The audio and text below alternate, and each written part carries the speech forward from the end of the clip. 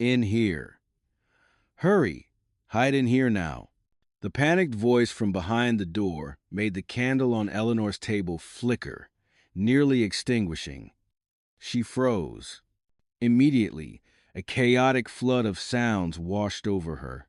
The heavy thud of shoes on the stone floor, ragged, desperate gasps for air, and a sharp shh demanding silence. A sudden weight pressed against the wooden door, as if multiple people were shoving themselves against it, desperate to hide. "Is anyone in there?" another voice whispered, laced with urgency. "Try knocking. Are you crazy? You'll make too much noise." Before the sentence could finish, a fist pounded against the door, not a polite knock, but a raw, desperate slam. Thump! Thump! "Please!" The voice from before was now a plea.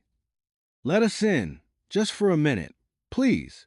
Eleanor's heart hammered against her ribs.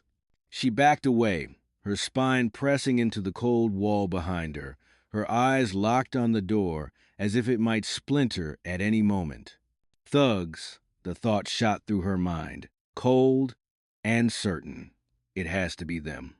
The newspapers were filled with stories of street brawls, of youth gangs causing trouble.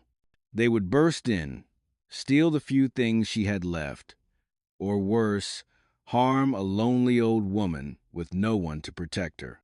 Fear choked her reason, and instinct screamed at her to stay silent, to pretend no one was home. "Please, ma'am! Someone's hurt!" A young woman's voice cried out, cracking with fear, punctuated by someone else's pained groan. "Hurt?" The word pierced through Eleanor's cocoon of fear like a needle. She hesitated, then tiptoed to the door, her trembling hand covering her mouth to muffle her own breathing. She closed one eye, pressing the other to the small, distorted peephole.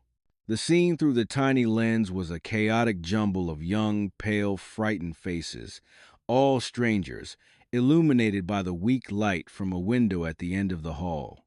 But her eyes were immediately drawn to a young man slumped against the wall. He was clutching one arm with his other hand, and between his fingers a dark stream of blood was seeping out, soaking a large patch of his jacket. Beside him, a girl was trying to stanch the bleeding with her handkerchief, but it was useless. Their faces showed no aggression, only pain and absolute terror.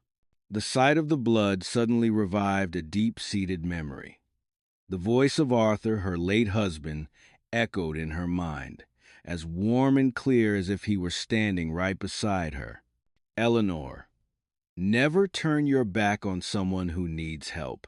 He'd said it one rainy afternoon as they shared their umbrella with a tourist who had missed the last bus. It had become their guiding principle, a silent vow between them. Now, that vow was in direct conflict with her fear. If she turned away, she would be safe. But the image of the bleeding young man and the sound of Arthur's voice bored into her conscience. She closed her eyes, her breath shuddering. "But Arthur, I'm scared," she whispered to the empty room. "Kindness isn't a choice you make when it's safe," the memory replied. "It's a decision you make when it's dangerous." A single tear traced a path down Eleanor's wrinkled cheek. She couldn't do it. She couldn't be someone Arthur would be disappointed in. Her trembling hand moved from her mouth and slowly reached for the lock. The click of the old brass deadbolt sounded unnaturally loud in the suffocating silence. Click. She turned the knob, and the heavy door creaked open. As the door opened, a draft of cold air rushed in from the hallway, carrying with it the smell of rain and fear. 18 pairs of eyes fixed on Eleanor, a small, elderly woman shrinking into the shadows of her apartment. They didn't surge forward. They stood frozen, stunned, and disbelieving. Eleanor said nothing. She just gave a slight, almost imperceptible nod and took another step back, pulling the door wider. It was all the invitation they needed. One by one, they slipped inside, quickly and almost silently, like a quiet stream filling the cramped space. Eleanor's small living room was suddenly suffocating. The smell of damp coats and their ragged breaths filled the air. As the last person crossed the threshold, Eleanor immediately shut the door, the brass lock clicking decisively, sealing them off from the unseen danger outside. The group huddled together in the middle of the room. No one dared to sit, no one dared to speak. The flickering candlelight cast their giant, silent shadows against the walls. Finally, the young woman who had been trying to help her friend spoke up, her voice trembling a mixture of a slight accent and profound gratitude. "Thank you so much. Really, thank you," she said. "We're exchange students. There was a huge fight down the street right when the power went out. A group of people just started attacking everyone. We just ran." Another young man added, still breathless, "We ran in here because it was the first building with an open door. We didn't mean to intrude, we just needed a safe place until things calmed down." Eleanor's gaze swept over the strange faces, then settled on the boy wincing in pain. She didn't respond to their explanation. Instead, she walked silently to an old wooden cabinet in the corner. She opened the creaking door and pulled out a tin box, its paint peeling, a faded red cross on its lid. "Sit down," she said, her voice raspy but firm, gesturing to the nearest chair. The injured boy hesitated, then did as he was told. Eleanor opened Arthur's old first aid kit. Everything inside was dated but neatly arranged. A bottle of iodine, a few rolls of yellowed gauze, and a small pair of scissors. She soaked a piece of gauze in alcohol. Her hands shook slightly, but her movements were surprisingly steady. "Take off your jacket. This is going to sting a little." She gently cleaned the blood from around the deep gash on his arm, then carefully wrapped it. The entire group of 18 stood in complete silence, holding their breath as they watched this quiet act of compassion unfold in the dim candlelight.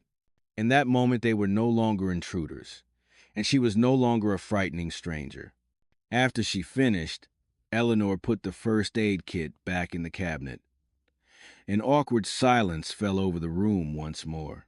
The 18 young people stood clustered together, their eyes following the old woman's every move, a mixture of wariness and gratitude still lingering. They were cold, terrified, and clearly exhausted. Eleanor looked them over. She saw their shoulders hunched against the cold, their faces still etched with shock.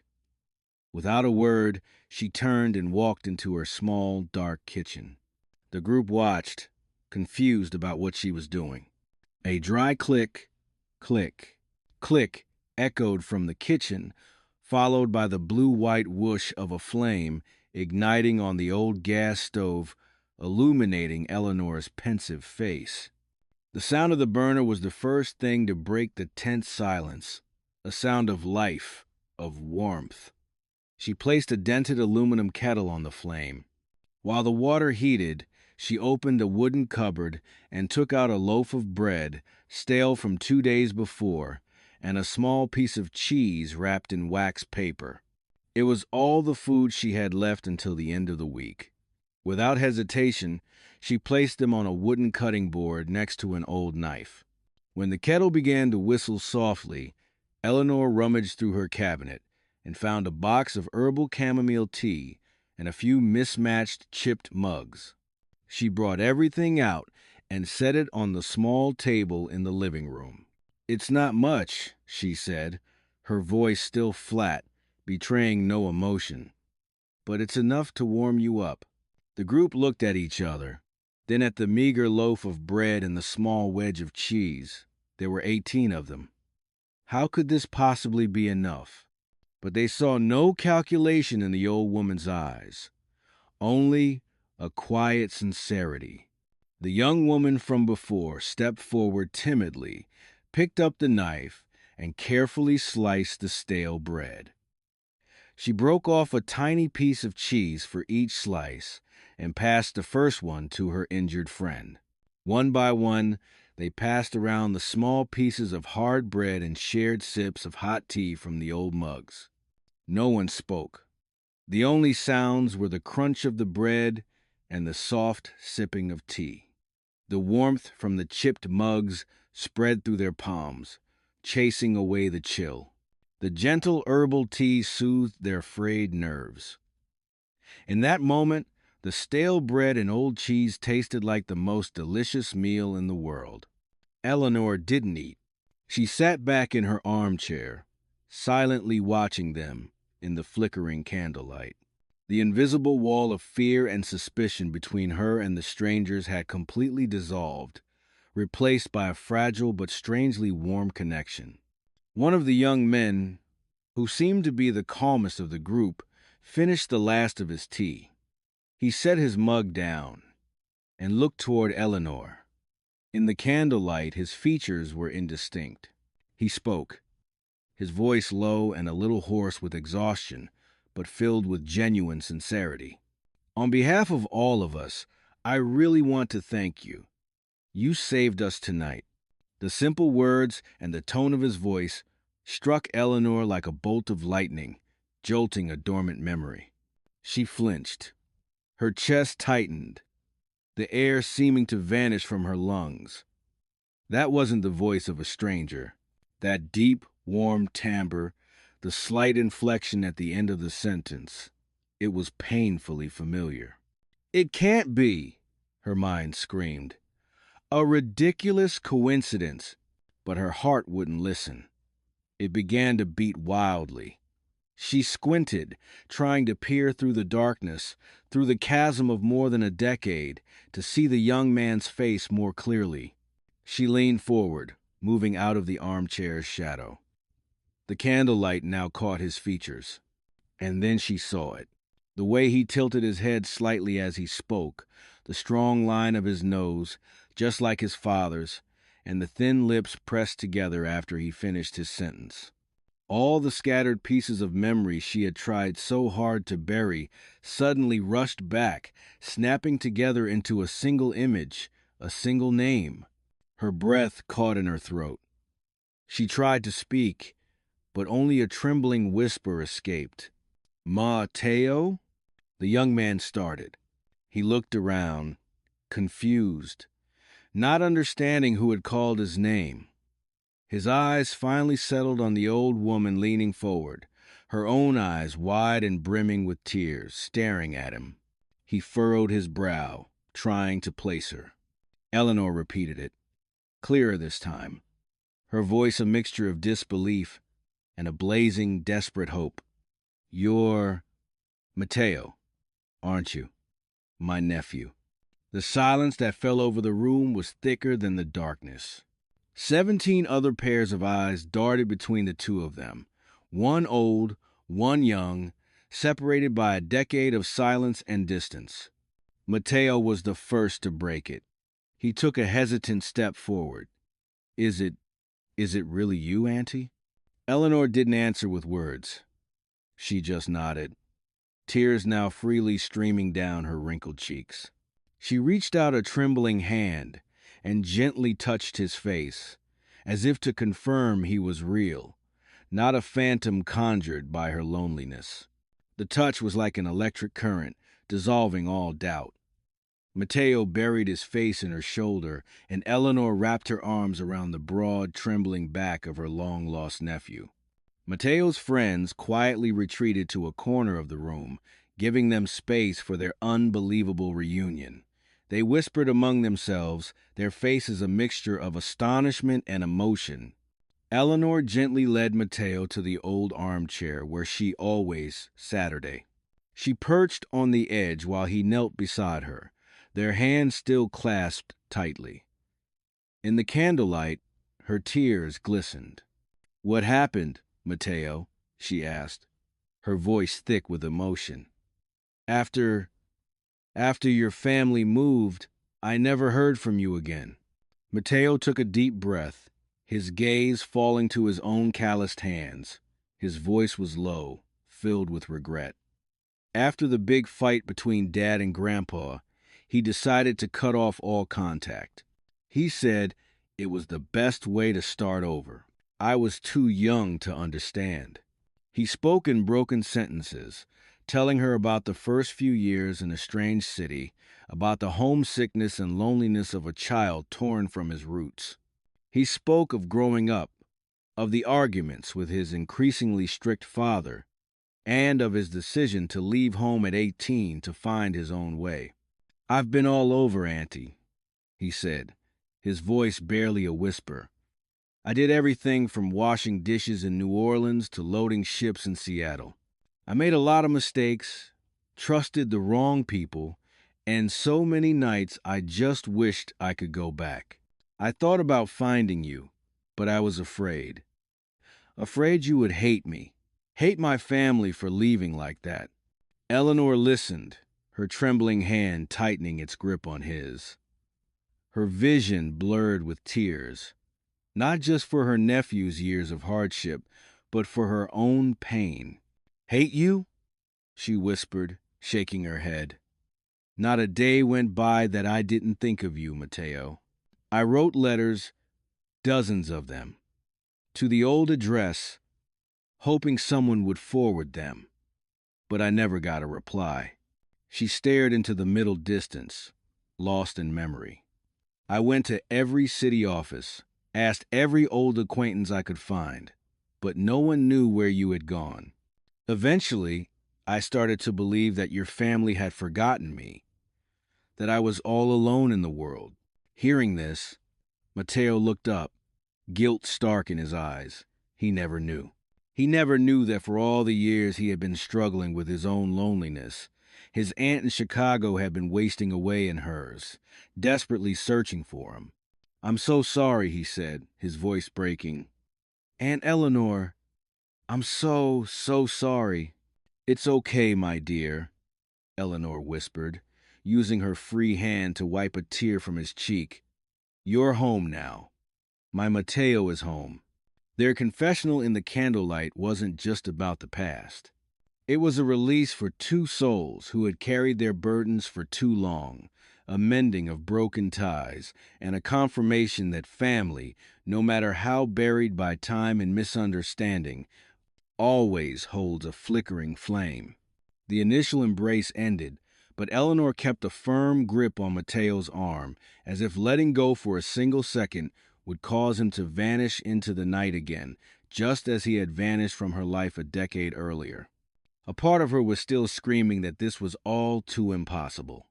A coincidence so cruel it felt like a dream. After all those years of hopeless searching, how could her lost nephew appear on her doorstep under such dramatic circumstances? The fear of it being a mistake, of another crushing disappointment, made her heart ache. She had to be sure. But the other part of her, the weary heart hardened by loneliness, desperately wanted to believe in this miracle. Her eyes scanned his face, searching for traces of the boy she remembered in the features of this young man. "Mateo," she began, her voice still shaking, "do you remember the maple tree that Grandpa Arthur planted on the balcony?" Mateo paused, his eyes looking into the distance as he dug through a dusty corner of his memory. Then a faint smile touched his lips. "The one with the bright red leaves in the fall? I remember he showed me how to press the leaves in a book. He laughed so hard when I did it." Eleanor's heart skipped a beat. It was a small memory, a private detail no outsider could possibly know. Hope surged within her. "And do you remember the name of Mrs. Kowalski's dog downstairs?" she asked, her voice full of anticipation. "The one who was always yelling at you for playing ball in the hallway." Mateo let out a soft chuckle, a warm sound that eased some of the tension. "How could I forget? The little white poodle named Princess. She barked even more than her owner did." Each of his answers was like a puzzle piece, clicking perfectly into place in the empty portrait of Eleanor's memory. The familiar names, Mrs. Kowalski, Princess, Grandpa Arthur, spoken aloud after so many years, sounded both foreign and painfully dear. She took a deep breath, steeling herself for the hardest question, the one about the wound that had torn their family apart. And what about that last day, the day you left? Do you remember why? The smile faded from Mateo's lips. He looked down at the floor, avoiding her gaze. I just remember it was a huge fight, he said quietly, between Dad and Grandpa about the family house. Dad said he felt betrayed. The next morning, he packed our bags and we were on a bus. He didn't let me say goodbye to anyone. His confession matched Eleanor's painful memory perfectly. The shadow of that family feud had hung over her life for a decade.